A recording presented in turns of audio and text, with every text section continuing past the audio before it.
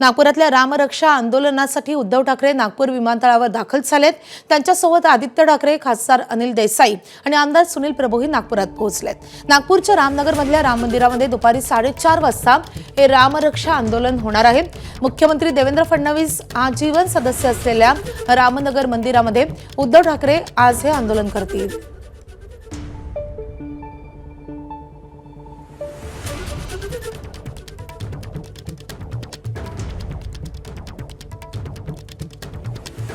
तर उद्धव ठाकरेंसह आदित्य ठाकरे आणि ठाकरेंच्या शिवसेनेचे इतर प्रमुख नेते नागपुरात दाखल झालेले आहेत।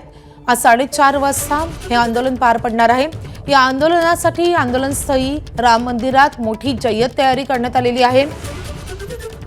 याच आंदोलनाला एक प्रकारे प्रत्युत्तर देण्याचा प्रयत्न भाजपाकडून केला जातोय, कारण याच्या विरोधात अमरावतीमध्ये आज 2 कार्यक्रमांचे आयोजन करण्यात आलेले आहे।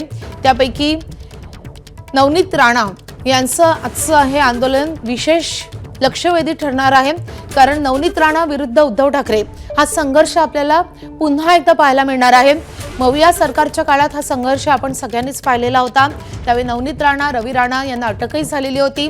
आता याचा पुढचा अंक हाच विदर्भात पाहायला मिळतोय। एबीपी माझा, उघडा डोळे बघा नीट।